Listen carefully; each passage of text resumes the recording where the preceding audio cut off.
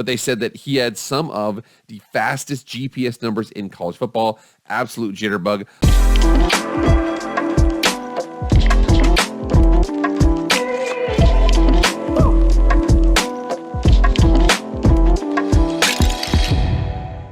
What is up, everybody? It is Jake with Master of Football, back at it again. Happy Tuesday. Thank you so much for being here.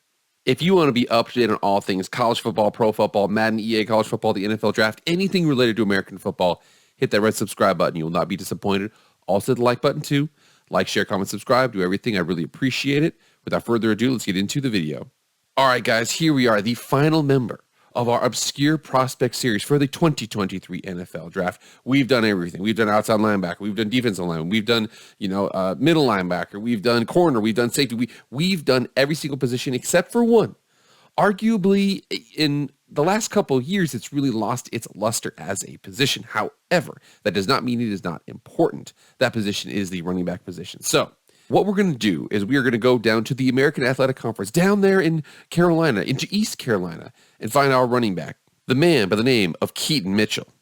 So Keaton Mitchell, and I'll tell you right now, see, all-purpose back in the 2020 class, he was the 1,817th player in the country. So again, definitely very, very far down the list. You come and see his list of teams here. He had offers from Coastal Carolina, Colorado State, Eastern Kentucky, and Florida Atlantic. Ultimately decided to go to ECU 59170. Well, that was June of 2020. Here's where he's at right now. So your boy, Keaton Mitchell, so 5'9", 184, put on a little bit of weight, and again, doesn't have the biggest frame in the world to put weight on, but you see what he's done here. He was a two-time first-team All-American athletic, first of all, not two-time All-American, two-time AAC conference selection in 2021 and 2022. He's ECU's career leader in rushing yards per game in 91.7. That includes over Chris Johnson, CJ 2K.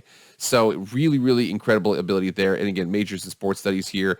But you see, let's go check out his stats because he's definitely what the experts would call a home run hitter. So here we are. This last season, he had 200 carries, 1,452 rushing yards, 14 touchdowns, and 7.2 yards per carry, fourth in the country. We see what he had here. So sophomore year, 1,109.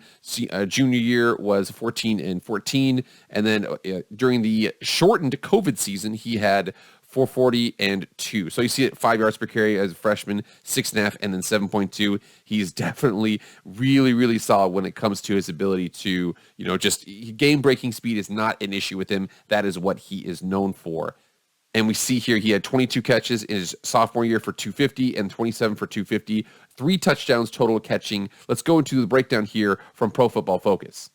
So from Pro Football Focus, and again, this is a subscription, so I can't necessarily share this information here, but you see the fact that he had an 89.1 rating overall in the country, a 93 rushing grading. He was one of the best rushers in the country. His carries of 15-plus yards, he was first in the country here. And again, he's just straight running back, 7.2 yards per carry, 250 receiving yards, so he had 27 catches on 34 targets. You will see the fact that one of the knocks on him was his ability to catch the ball. He had some drops here and there, but they said that he had some of the fastest GPS numbers in college football. Absolute jitterbug. Let's check out his breakdown according to NFL.com.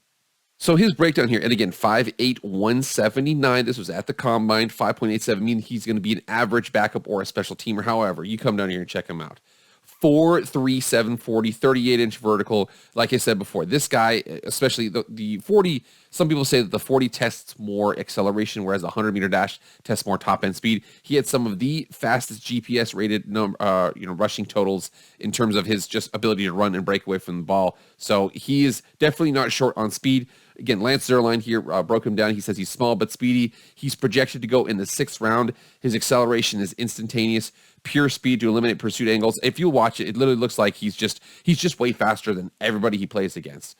He's able to cut and burst in a single motion, uses wiggle to beat tacklers or buy himself time, rides tight to blocker when slipping through the interior creases, and challenging matchup for linebackers as a receiver. Yeah, this guy right here, as a third down back, he might be a little weak here, and they even mention it here, doesn't have the size to stand in against blitzers. He definitely has to, what the term that people use there is, get in the trees. So if a linebacker is blitzing and the offensive linemen are here, he has to step in between them to form some kind of a wall, because one-on-one he'll have some issues. I mean, he's only 180 pounds. He's not very big. He's not an and every single down back.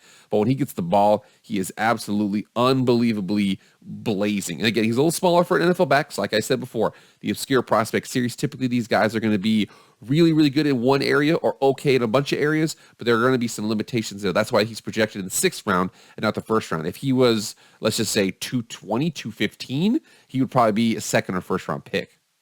And I'm going to include this link here for Prince highlights the shiftiest running back in the draft, Keaton Mitchell. And again, you can watch this right here. He's does an unbelievable job at just breaking away and absolutely just blowing people away because he's so fast. I cannot underestimate or undersell the fact that he is absolutely a blazer. Okay, again, he's not going to be a kind of guy you give 30 carries in between the tackles. What he is going to be kick return, punt return, catch the ball out of the backfield, 3rd down, get some runs here and there. He is uncatchable. And when going back and forth on which player he compared most to in the NFL, this was the one that I had. Now, think about this. Tavon Austin in 2013, so 10 years ago, in the draft 10 years ago, he went to 8th overall in the NFL draft. Now, he was a receiver here, and he kind of eventually moved to like a running back / receiver situation. I think Keaton's more of a running back, but you look at the size perspective here, 5'8", 174 versus 5'8", 179. You see the 4.37 versus 4.34. They're basically the same player. You come down here and check it out right here. He's elite acceleration, great runner out of the backfield, almost unstoppable to continue on for additional yardage. He's not a frail receiver. He varies the speed throughout his route. So this is some of his receiving stuff here. But you can definitely tell the fact that what he is an explosive talent. He is probably going to be, the issue here, though, for Keaton is that his hands weren't as good as Tavon Austin's. Again, the versatility there is going to be an issue.